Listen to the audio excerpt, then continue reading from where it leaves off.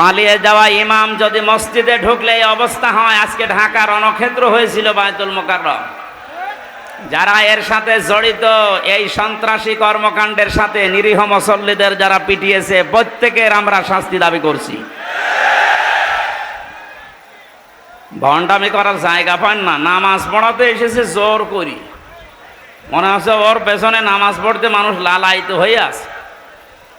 যেই দিন এই জালেমাকে কওমি জননী উপাধি দিয়েছিল এই শয়তানটা, সেই দিন থেকে কওমি মাদ্রাসার আলেমদের মন থেকে এই আলেম নামে জালেম উঠে গেছে। জেলখানায় ওর নামে বদদোয়া হইতো। এই রুহুল আমিন যে লোকটা, ওর বাবা ভালো ছিল, আল্লাহর ওলি নিঃসন্দেহে, মাওলানা শামসুল হক ফরিদপুরি, আল্লাহ তাকে হায়াতে তার জিন্দেগির গোনাগুলো যেন মাফ করে জান্নাতের সুউচ্চ মাকাম দান করে। কিন্তু তার কাছ থেকে এ কি পয়দা হয়েছে, এটা নির্ভেজাল টাটকা একটা শয়তান, আলেম নামে কলঙ্ক, আলেমদের নাম বলতেও ঘৃণা করে এই লোকটা। সাপোর্ট দিত এই জালেমকে, আর কাজ পায়নি, নৌকা মার্কা নিয়ে দাঁড়িয়েছে।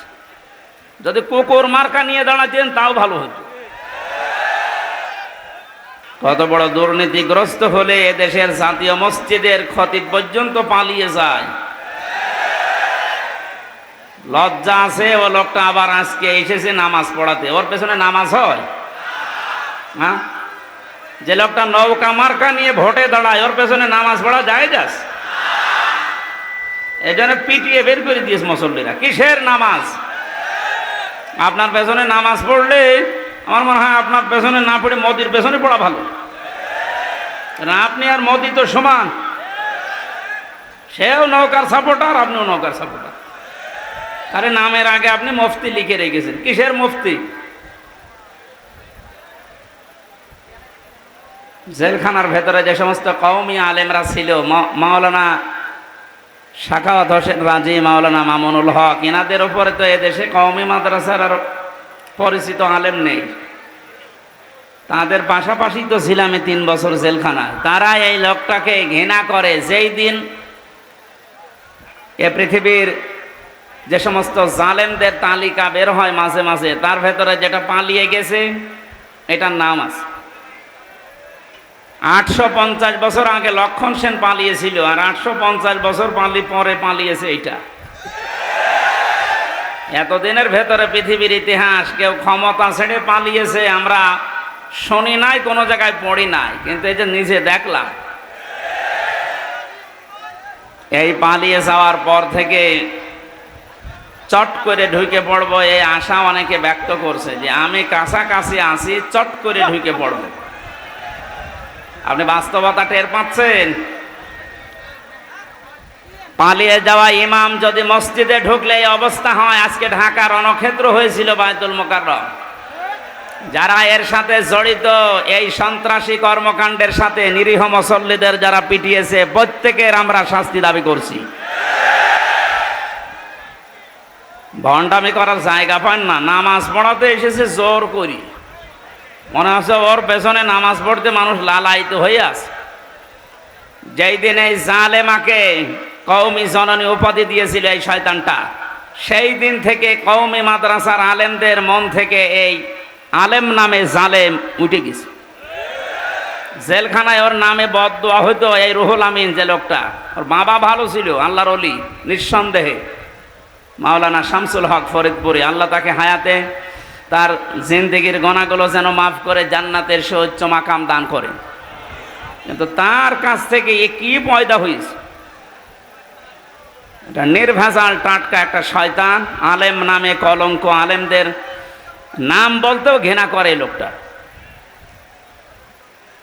সাপোর্ট দিত এই জালেমকে, আর কাজ পায়নি, নৌকা মার্কা নিয়ে দাঁড়িয়েছে। যদি কুকুর মার্কা নিয়ে দাঁড়াতেন তাও ভালো হতো। ইয়াজিদ যেমন গালি হয়ে গেছে এই পৃথিবীতে, আমার মনে হয় যে জালেম পালিয়েছে, ওর নামও এই পৃথিবীতে একটা গালি হয়ে যাবে ইনশাআল্লাহ। কারণ কত মানুষের চোখের পানি হা শব্দ লেগে আছে। জেলখানার বিভিন্ন তালা থেকে রাতের গভীরে যখন তাহাজ্জুদ পড়তে উঠতাম, এই যে বিডিআর ছাড়া আপনাদের এই কুড়িগ্রাম, লালমনিরহাট, পঞ্চগড় এ সমস্ত জায়গার বহু বিডিআর এখনো জেল খাটতেছে বিনা কারণে, কিচ্ছু জানি না। একজন মুরব্বীকে দেখতে পেয়েছিলাম, বলছে হামজা ভাই আমার আর 1 মাস পরেই চাকরি শেষ হয়ে যেত, অথচ আজ 13-14 বছর আমি জেলে আছি, কিচ্ছু জানি না, আল্লাহর কসম। রাতের গভীরা যখন নামাজে দাঁড়িয়ে দেখতাম এই লোকটা আহ শব্দ করে, এমন একটা আবেগ নিয়ে শব্দ বলতো, এটা আরো সে চলে গেছে। শুধু এই বিডিআরদের চোখের পানি না, 13টা অপরাধ করেছেন এই 15.5 বছরে, যেটা মাপ পাওয়ার মতো না। সব চাইতে জঘন্য অপরাধে আয়না ঘর বানানো, এর চাইতে জঘন্য অপরাধে পৃথিবীতে আর নেই। তা জীবিত মানুষকে এভাবে মানুষ কষ্ট দিতে পারে। আমার মনে হয় দেশের 18 কোটি মানুষ যদি আপনাকে মাফ করে দেয়, ব্যারিস্টার আরমানের বউ জীবনও মাফ করবে না। ইয়াসিদ এই শব্দটা কি খারাপ? অনেক সুন্দর নাম, কিন্তু সে জালেম হওয়ার কারণে তার নামটাকে আল্লাহ গালি বানিয়ে দিয়েছে। এই কুড়িগ্রামে কোনো হিন্দুকে যদি বলেন ভাই ছেলে হয়েছে 5,000 টাকা দেব, ইয়াসিদ রাখেন, কি নাম, অথচ নামটা কি খারাপ বলেন? এর মতো এত সুন্দর নাম যদি গালি হয়ে যায় জুলুম করার কারণে, আপনার নাম যতই সুন্দরী হোক আপনার নামটাও গালি হবে 1 আর 2। আবু সেহেলের যে বাড়ি আপনারা দেখতে পান কাবা শরীফের পাশে, এর চাইতে দামি জায়গা কি আর আছে দুনিয়ায়? কাবার পাশে শুধু জালেমের বসবাস ছিল ওই জায়গায়, ওখান থেকে দুর্বিসন্ধি করত নবীর বিরুদ্ধে, ইসলামের বিরুদ্ধে, সাহাবীদের বিরুদ্ধে। এ কারণে আবু জেহেলের বাড়ি এখন ইন্টারন্যাশনাল পায়খানা। কথা বলেন না কেন? আজ বাংলাদেশ সহ বিশ্বে যারা জালেম আবু জেহেলের মতো, কারণ এই জালেমদের বসবাসের জায়গাগুলো অভিশপ্ত, আল্লাহর গজবের জায়গা এগুলো। যারা এখানে হজ করতে গেছে, যে হাজী সাহেব, একটা জায়গা আছে মুজদালিফার রাতে যেখান থেকে মানুষ পার হয়, কিছু জায়গা একটু দৌড়ানো লাগে, কারণ এটা গজবের জায়গা। আবু জেহেলের বাড়ি থেকে যেহেতু দুর্বিসন্ধি হতো নবীর বিরুদ্ধে, ইসলামের বিরুদ্ধে, আল্লাহর বিরুদ্ধে, এজন্য আল্লাহ এমন শাস্তি দিয়েছে কিয়ামত পর্যন্ত এটা ইন্টারন্যাশনাল পায়খানা। এ বাংলাদেশেও সেই ঘরে বসে বসে যে যত নম্বর হোক, 32, 34, 35 নাম্বার, এই জায়গাগুলোতে যারা এদেশের ইসলাম নিয়ে আলেমদেরকে নিয়ে দুর্বিসন্ধি করতেন, এই বাড়িটাও আমরা ইন্টারন্যাশনাল পায়খানা দেখতে চাচ্ছি। সারা বিশ্বের মানুষ আসবে যেন ওই জায়গায় কাজ করে শান্তি পায়, মানুষ যেন বোঝে যে এখানেও এক আবু জেহেল ছিল। আবু জেহেল নয় তো কি? অনেকে মনে করে উনি হজ করেছে হাজী সাহেব।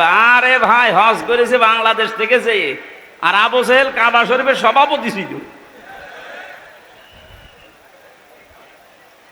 সুতরাং আপনারা কি কে বলবেন আমি জানি না, আমার দাবি এইটাই, এবং বহু আলেম এই মতই দিয়েছে যে এই যে বিভিন্ন নম্বরওয়ালা বাড়ি যেগুলো 32, 33, 34, 35, 36 নাম্বারওয়ালা বাড়ি নেই, যত নাম্বার বাড়ি আছে জালেমদের আস্তানা, যেগুলো যেগুলো ইসলামের দুর্বিসন্ধি করতো বসে বসে আলেমদের বিরুদ্ধে, এই জায়গাগুলো সব জাদুঘর বানান না আবু জেহেলের মতো টয়লেট বানিয়ে দেন।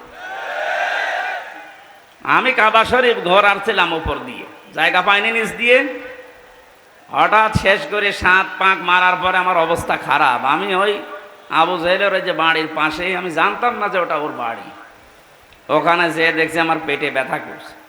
এক পুলিশকে ডাক দিয়ে বললাম, ভাই এতক্ষণ তো আমি ভালোই ছিলাম, এখন আমার পেটে ব্যথা করছে। পুলিশ আমারে বলছে, ইয়া হাজিউল হুজ্জাত আয়না বিলাদুকা, ও হাজি দেশ কোথায়? যে তুমি বাংলাদেশ। আমি বাংলাদেশ থেকে এসেছি। আমারে বলছে, আপনি জানেন না এটা কোন জায়গা? না তো। আবু জেহেলের বাড়ি, আপনি এখনো পায়খানা না করে দাঁড়িয়েছেন, তাড়াতাড়ি যান। আমি কাজ করে দেখি আমার পেটের ব্যথা ভালো হয়ে গেছে। আমার মনে হয় এদেশেও যাদের পেটে ব্যথা উঠবে, এই জালেমদের এই সমস্ত আস্তানাতে গিয়ে টয়লেট করলে পেটের ব্যথা ভালো হয়ে যাবে, কারণ জায়গাগুলো সব গজবের জায়গা। এদেশে তো দেখতে পেয়েছি আগস্টের 5 তারিখের পর থেকে আলেমদের যত আস্তানা ছিল জালেমদের এই দেশে, প্রায় জালেমের আস্তানায় ভাঙা শেষ। এই এলাকায় মনে হয় এখনো শুরু হয়নি। আমার কুষ্টিয়ায় যে দুইটা ছিল, ইট খুলে নিয়ে চলে গেছে, এমনকি টয়লেটের প্যান তাও খুলে নিয়ে চলে গেছে। ওইটাও রাখবো না। জালেমদের প্রতি আল্লাহরও রাগ, আর আল্লাহর বান্দাদের তো রাগ আছে। সুতরাং যে লোকটার লাখ লজ্জা নেই, কোন লজ্জায় আপনি আসলেন সেই গোপালী থেকে আবার এই নামাজ পড়াতে ঢাকার বুকে? পিটিয়ে মেরে ফেলিনি মানুষ, তাই তো ভালো। আজ 15 জনের উপরে আহত। যে অবস্থার সৃষ্টি হয়েছে, 24 ঘন্টা সময় দিয়েছে সেই আলেমরা যে ওকে গ্রেপ্তার করে ডিম দেওয়া হোক, কোনো অসুবিধা নেই। আমার রিমান্ডে 10 দিন নিয়ে ডিম দেয়নি, আমারে দেখিয়েছিল যে এই যে আমরা এইটা দেই। আমাকে শুধু দেখিয়েছেন আর ও চা করেছে। আজকে আমরা সরাসরি ওরে ডিম দিতে চাচ্ছি, রাজি আছেন?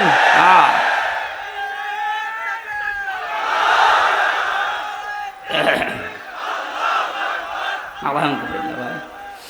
না, জালেমদের আর কোনো ছাড় নেই। মাওলানা মামুনুল হক জানিয়েছেন এই দেশে যারা জালেম প্রকাশ্য, বড় বড় জালেম যেগুলো 1628 জন বড় বড় জালেমের তালিকা হয়েছে, ওরা আলেমদের তালিকা করত। আমি জেলে বসে আছি কাশিমপুর কারাগারে গাজীপুরে, আর আমার নামে তালিকা করেছে 116 জনের নাম শোনেননি? তার ভেতরে আমার নাম। আমি বলছি আমি জেলে, আর আমার তালিকা হয়ে যাচ্ছে। এদেশে 1628টা চেয়ার ছিল জালেমদের দোসর, এদেরও নামগুলো তালিকা করে করে কুড়িগ্রাম রাজারহাট মোড়ে মোড়ে টাঙিয়ে দেবেন। কিয়ামতের আগে যেন এদেশে কোনো জালেম আর ফিরে আসতে না পারে। ও চট করে ঢুকে পড়বে। ওর ইমাম শুধু চট করে ঢুকে কি দাবড়ানি খেয়েছে দেখতে পাচ্ছেন না? আপনি আসেন, আপনাকে দিয়ে অনেকে ডুক ডুকি বাজাবে, বিশেষ করে রংপুরের আবু সাইদের মা। আমি কয়দিন আগে গিয়েছিলাম, ওর বাবা বলছে আমার এই ছেলেটা ছোটবেলা থেকেই প্রতিবাদী। আমার বাবা আমার এই ছেলেটাকে যা করেছে, যারাই করেছে, এর সাথে যারাই জড়িত, আমরা সবার বিচার আল্লাহর কাছে দিয়েছি। যেহেতু বিচার আল্লাহর কাছে আছে, আপনি এ সাহস জীবনও করবেন না যে চট করে চলে আসবো। আপনাকে কিন্তু এরকম আবু সাইদের মা, আবু সাইদের বাবা বহু বসে আছে বিভিন্ন জিনিস বানানোর জন্য। আমি বানিয়ে বলছি না, বাস্তব এটা। 1000-এর উপরে মানুষ জীবন দিয়েছে 5 তারিখের আগে। আমার কুষ্টিয়ায় 16 জন, আমার সামনে 14 জন মারা গেছে এক জায়গায়। যে সমস্ত পুলিশ অফিসারদের কথা মতো নিম্নের যে পুলিশ কনস্টেবল যারা, অফিসার যারা এই কাজ করেছিলেন, তওবা করবেন। আর যারা এই বড় বড় এই গুরু ঠাকুরগুলো, এদের কোনো মাফ নেই। আজকে একটা ধরেছে আর্মি, মশিউর। এই শয়তানকে যদি জেলখানার ভেতরে এই বিএনপি আর জামাতের লোকজন পায়, ওরে মনে হয় পিটিয়ে মেরে ফেলে। কারণ আমি তো দেখেছি ওর উপর রাগ কি মানুষের, একেবারে বান্টু একটা মানুষ। ও বলে নাকি যে বিএনপি জামাতের লোক না মানলে আমার শরীরে জোশ আসে না। এবার নেন, আর্মির হাতে পড়িস, পিটিয়ে সোজা করে ফেলবে। এই জন্য সাধারণ পুলিশ কনস্টেবল যারা, এই মানুষগুলো হুকুমের আসলে দাস ছিল, এদের কিছু করারও ছিল না। তারপরেও এরা আরো নিরপেক্ষ থাকতে পারত। কিন্তু যে মানুষগুলো হুকুম দিয়েছে, এই যে বেনজির, কিসের বেনজির? ওর কোনো নজির নেই। এই লোকটা সহ এখন যারা জেলখানায় আছে, পুলিশের সাবেক আইজি, এর আগের আইজি, এরপরে কিছু মানুষকে ওএসডি করেছে। আর যারা ধরা পড়তেছে, আর ওই যে হাউং আঙ্কেল আছে, হাউং আঙ্কেল, এইগুলো সহ যেন আমার তালিকা আজকে আমি দেখলাম দুপুরবেলা 180 জনের একটা তালিকা করেছে। এই জালেমদের বড় বড় দোসর যারা প্রশাসনে ছিল, একটাকেও এদেশের মানুষ ক্ষমা করবে না ইনশাআল্লাহ। জুলুম করলে আল্লাহ মামলা দেবে, তিনি জানিয়েছেন। আর আমরা তো 100টা দেব। আমার ধরার পরে বলেছিল যা যা বলতে বলছি, এগুলো যদি না বলেন 50টা মামলা দেব। আমার মামলা কয়েকদিন আগে সব খারিজ হয়ে গেছে, সব খারিজ হয়ে গেছে, কোনো মামলা আর নেই, বেকসুর খালাস। যে জজ ছিল, জজ আমারে মামলার এইটা নথি দেখে বলছে কি দেখে বিচার করব, এর ভেতরে কোনো মাল নেই, যা একেবারে 100 ভাগ খালাস করে দিয়েছে। আমি বলতে গেলাম সে আদালত, আমার এই মামলা তো 3 বছর আপনার হাতেই ছিল, তখন তো আপনি বলেন যে কোনো মাল নেই, এখন হঠাৎ করে বলছেন কোনো মাল নেই, কি দিয়ে বিচার করব? মানে এটাই বলতো যে হুজুর আমার হাত বাঁধা ছিল, কি ছিল? এখন আমার হাত খোলা আছে, আমি এখন ওপেন, এখন আমি ন্যায় বিচার করতে পারবো বা করতে পারছি। আমরা চাই 1628টা চেয়ার এই দেশে মেন চেয়ার আছে, প্রত্যেকটা চেয়ার যেন এই জজের মতো হাত খোলা থাকে, আবু সাইদের মতো এভাবে হাত খোলা থাকবে। কথা বলেন ঠিক কিনা? আজকে যিনি ওসি এসেছেন ওনারও এখন হাত খোলা, আগে হাত বাঁধা ছিল, এখন তো হাত খোলা আছে। কিয়ামতের আগে যেন এরকম হাতগুলো আর কেউ বেঁধে দিতে না পারে। কি কথা বলছেন না কেন? আজকে রাত 12:30টার জরিপ দেখেননি? বিবিসি এবং আল জাজিরা থেকে একটা রিপোর্ট এসেছে, আন্তর্জাতিক সংস্থা, ওরা দিয়েছে দেশে 100 জনের 14 জন মানুষ এখনো পর্যন্ত জালেমদের সাপোর্ট করে যাচ্ছে। ঘোঘো দেখেছেন আপনি? ঘোঘোর ফাঁদ দেখেননি? টের তো পাচ্ছেন না কিছু? 100 জনের 28 জন এখনো পর্যন্ত বিভিন্ন জিনিস মেরে খাওয়ার ধান্দায় আছে। আপনারা থামবেন? 100 জনের 58 জন মানুষ দেশে এখন চাচ্ছে যে ইসলাম দেশে রাষ্ট্রীয়ভাবে কায়েম হোক। এটা তো আমি বানালাম নাকি? আপনি আল জাজিরা নিয়ে আসেন, রাত 12:30টায় রিপোর্ট বের হয়েছিল। আমার কালকে ছিল ফরিদপুর, তার আগের দিন চট্টগ্রাম। এই আসার সময় গাড়িতে দেখতে দেখতে আসছিলাম ইন্টারনেট থেকে, আন্তর্জাতিক খবরগুলো কি আসে দেখি। বাংলাদেশ দিয়ে একটা রিপোর্ট তারা বের করছে, এখন দেশের অবস্থা এই। 58 জন মানুষ চাচ্ছে এদেশে ইসলাম কায়েম হোক, ইসলামের হাতে দেশটা যাক।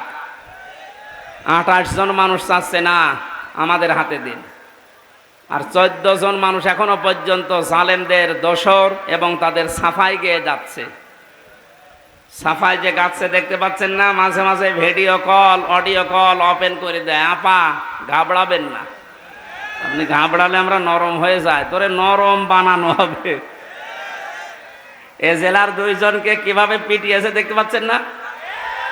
আমার কুষ্টিয়ার একজনকে এভাবে পিটানোর পরে তার ছেলে দিয়েছে আমার বাবাকে ওরা কুকুরের মতো পিটিয়েছে।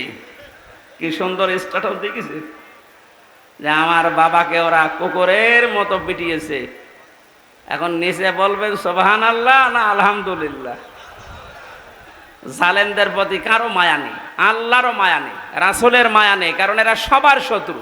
জালেমরা তার নিজেরও শত্রু, জালেমরা তার নিজেদেরও শত্রু। কিয়ামতে জালেমরা তার এই আঙ্গুল পর্যন্ত কামড়াতে থাকবে, চিবিয়ে খেয়ে ফেলবে। সূরা ফুরকানের ভেতরে আছে।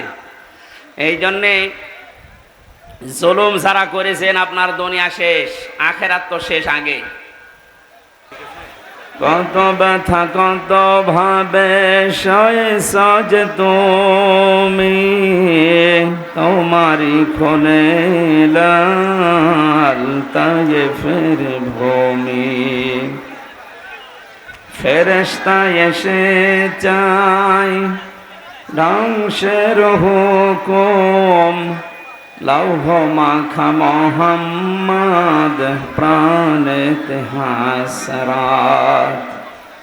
হে আল্লাহ ক্ষমা করো এ তায়েফবাসী,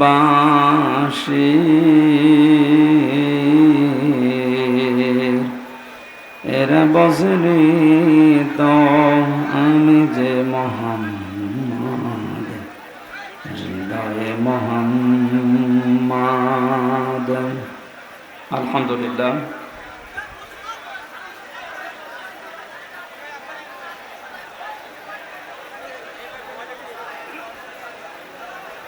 এই ছেলে কিন্তু সব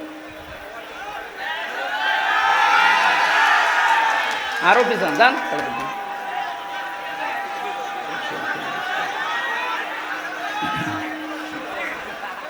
ইকো আছে, ইকো অথবা রিভাব দেবেন হালকা, মাইকের আওয়াজ যেন কানে আসে। কথা বলবেন না ভাই। এখানে দাঁড়িয়ে আছে এরা কারা? এখানে বসতে বলুন।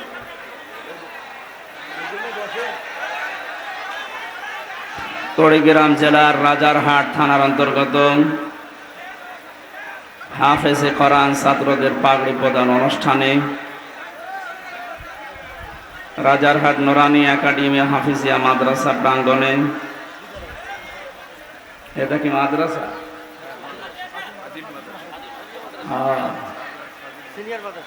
রাজারহাট সিনিয়র ফাজিল মাদ্রাসার ময়দানে তাফসিরুল কোরআন মাহফিলের স্বনামধন্য সভাপতি বিশিষ্ট আলেমে দ্বীন পীরজাদা আলহাজ মাওলানা হাবিবুল্লাহ সিদ্দিকী দামাত বারকাতুহুমুল আলিয়া, এতক্ষণ যারা আলোচনা রাখলেন আপনাদের এলাকার সন্তান মাওলানা সিরাজুল ইসলাম ফারুকী, মাওলানা খন্দকার রেজাউল ইসলাম, মঞ্চে বসা অন্যান্য ওলামা ইকরাম, বসা আছেন বাংলাদেশের বিভিন্ন রাজনৈতিক দলের নেতৃবৃন্দ, রাজারহাট থানার সম্মানিত অফিসার ইনচার্জ জনাব মোস্তাফিজ সাহেব, সামনে বসা মুসলমান ভাইরা, পর্দার আড়ালের সম্মানিতা মা এবং বোনেরা, প্রাণপ্রিয় কুড়িগ্রামবাসী, নতর শিরে শুকরিয়া আদায় করছি মাবুদের, যিনি আমাদেরকে স্বাধীনতা দিয়েছেন। মানুষ পরাধীন থাকলে যে কি অবস্থা হয়, আজকে আসার সময় মাওলানা সিরাজ ভাই বলছিলেন যে অনুষ্ঠানটা করার আগে, আগস্টের 5 তারিখের আগে যে সমস্ত অনুষ্ঠানগুলো আমরা করেছি, পায়ের সোতা ছিঁড়ে গেছে। এক এক জায়গায় যাওয়া লাগতো 14 বার করে।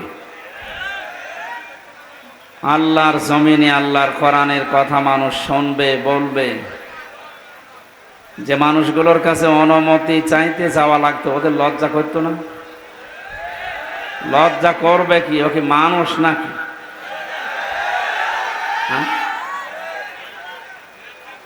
মানুষ হলে তাদের কাছে কোরআনের কথা বলতে যাওয়ার জন্য অনুমতি চাইতে যাওয়া লাগবে। তারা মানুষ কি করে হয়? এটা তো শুধু মুসলমানদের জন্য আল্লাহ দেয়নি। হাদা বায়ানুল লিন্নাস হুদাল লিন্নাস, এ বায়ান, এ বক্তব্য পৃথিবীর মানুষের জন্য, সে যে ধর্মে বসবাস করতে পারে। সুতরাং এ বক্তব্যগুলো আল্লাহ দিয়েছেন তামাম পৃথিবীর সব মানুষের জন্য।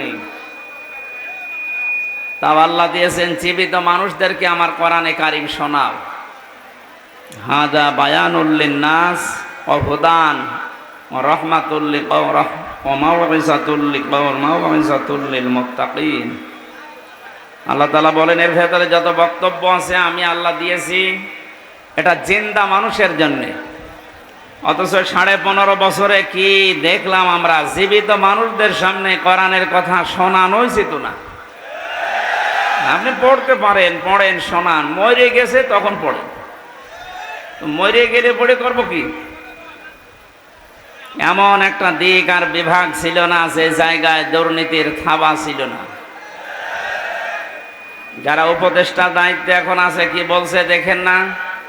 যেখানে হাত দেয় ওই জায়গাটায় দুর্নীতিগ্রস্ত। হাত দেব কোথায়? সুতরাং যারা এগুলো করেছিলেন নিজেদের কপালে নিজে আগুন লাগিয়েছে।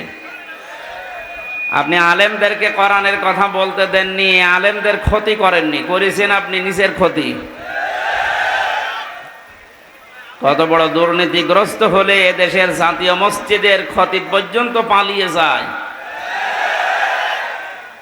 লজ্জা আছে ও লোকটা আবার আজকে এসেছে নামাজ পড়াতে, ওর পেছনে নামাজ হয়? হ্যাঁ, যে লোকটা নৌকা মার্কা নিয়ে ভোটে দাঁড়ায়, ওর পেছনে নামাজ পড়া যায়? যাস এই জন্য পিটিয়ে বের করে দিয়েছে মুসল্লিরা। কিসের নামাজ? আপনার পেছনে নামাজ পড়লে আমার মনে হয় আপনার পেছনে না পড়ে মোদির পেছনে পড়া ভালো। আপনি আর মোদি তো সমান, সেও নৌকার সাপোর্টার, আপনিও নৌকার সাপোর্টার। আরে নামের আগে আপনি মুফতি লিখে রেখেছেন। কিসের মুফতি? জেলখানার ভেতরে যে সমস্ত কওমি আলেমরা ছিল, মাওলানা সাখাওয়াত হোসেন রাজি, মাওলানা মামুনুল হক, এনাদের উপরে তো এদেশে কওমি মাদ্রাসার আর পরিচিত আলেম নেই। তাদের পাশাপাশি তো ছিলাম 3 বছর জেলখানায়। তারা এই লোকটাকে ঘৃণা করে। যেই দিন এ পৃথিবীর যে সমস্ত জালেমদের তালিকা বের হয় মাঝে মাঝে, তার ভেতরে যেটা পালিয়ে গেছে এটার নাম আছে। 850 বছর আগে লক্ষণ সেন পালিয়েছিল, আর 850 বছর পরে পালিয়েছে এইটা। এতদিনের ভেতরে পৃথিবীর ইতিহাস কেউ ক্ষমতা ছেড়ে পালিয়েছে আমরা শুনি নাই, কোনো জায়গায় পড়ি নাই, কিন্তু এই যে নিজে দেখলাম।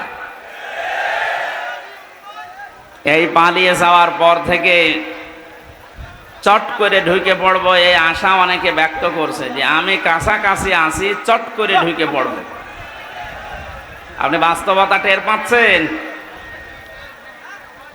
পালিয়ে যাওয়া ইমাম যদি মসজিদে ঢুকলে এই অবস্থা হয়। আজকে ঢাকা রণক্ষেত্র হয়েছিল বায়তুল মোকাররম। যারা এর সাথে জড়িত, এই সন্ত্রাসী কর্মকাণ্ডের সাথে নিরীহ মুসল্লিদের যারা পিটিয়েছে, প্রত্যেকের আমরা শাস্তি দাবি করছি। ভণ্ডামি করার জায়গা পান না। নামাজ পড়াতে এসেছে জোর করি। মনে হচ্ছে ওর পেছনে নামাজ পড়তে মানুষ লালায়িত হয়ে আছে। যেই দিন এই জালেমাকে কওমি জননী উপাধি দিয়েছিল এই শয়তানটা, সেই দিন থেকে কওমি মাদ্রাসার আলেমদের মন থেকে এই আলেম নামে জালেম উঠে গেছে। জেলখানায় ওর নামে বদদোয়া হইতো। এই রুহুল আমিন যে লোকটা, ওর বাবা ভালো ছিল, আল্লাহর ওলি নিঃসন্দেহে, মাওলানা শামসুল হক ফরিদপুরি। আল্লাহ তাকে হায়াতে তার জিন্দেগির গোনাগুলো যেন মাফ করে জান্নাতের সুউচ্চ মাকাম দান করে। কিন্তু তার কাছ থেকে এ কি পয়দা হয়েছে?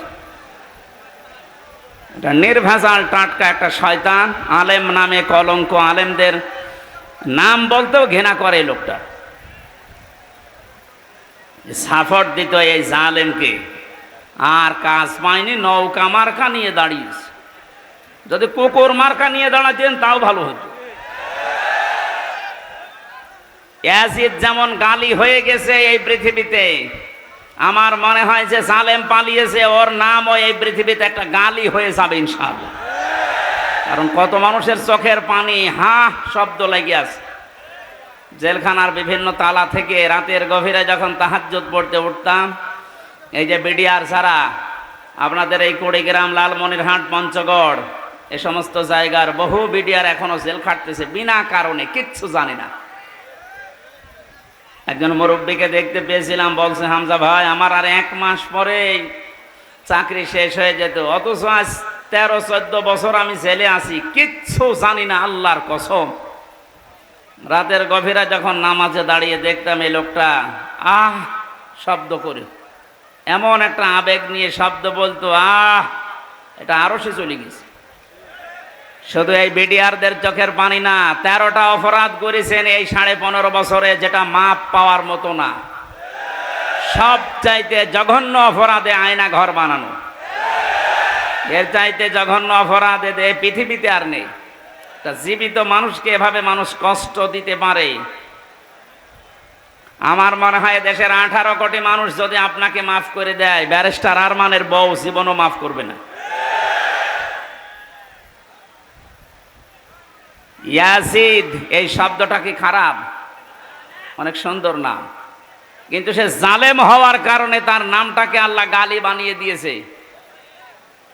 এই কুড়িগ্রামে কোনো হিন্দুকে যদি বলেন ভাই ছেলে হয়েছে 5,000 টাকা দেব, ইয়াজিদ রাখেন, কি নাম, অথচ নামটা কি খারাপ বলেন? এর মতো এত সুন্দর নাম যদি গালি হয়ে যায় জুলুম করার কারণে, আপনার নাম যতই সুন্দরী হোক, আপনার নামটাও গালি হবে 1 আর 2। আবু সেহেলের যে বাড়ি আপনারা দেখতে পান কাবা শরীফের পাশে, এর চাইতে দামি জায়গা কি আর আছে দুনিয়ায়? কাবার পাশে শুধু জালেমের বসবাস ছিল ওই জায়গায়।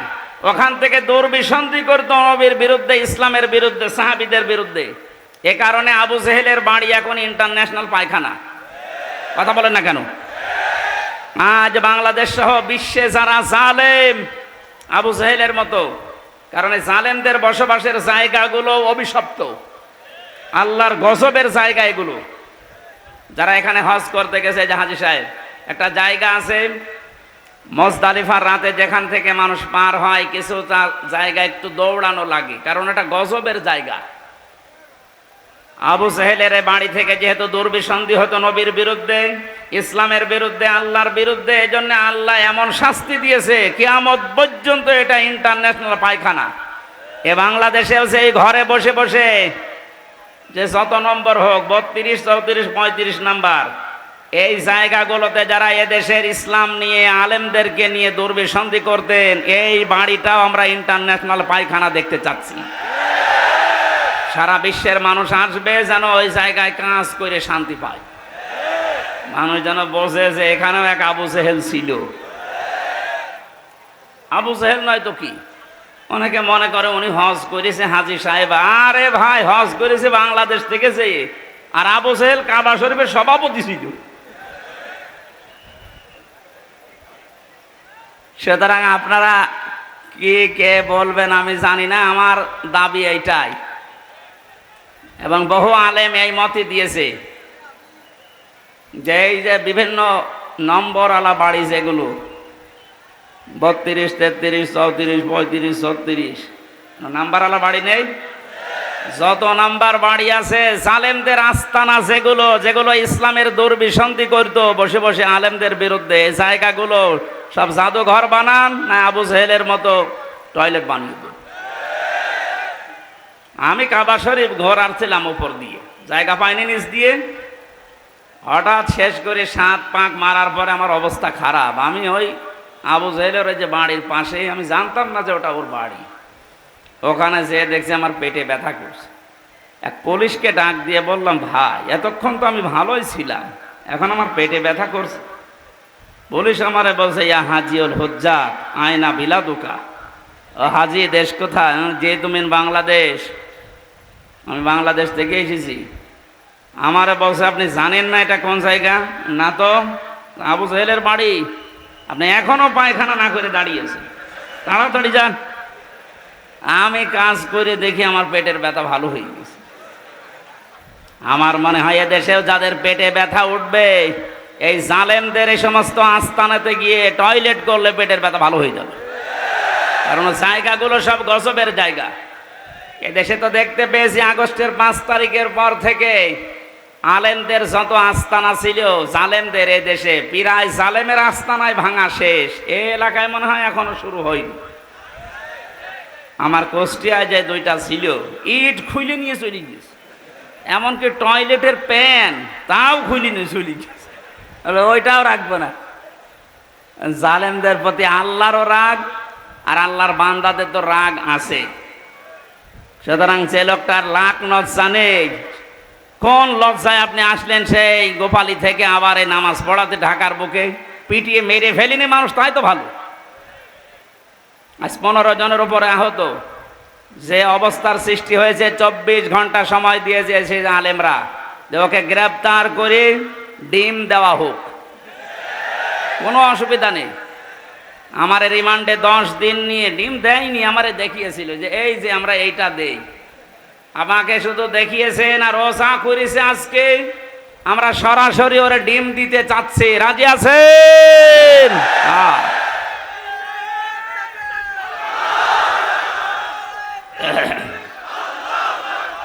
আলহামদুলিল্লাহ।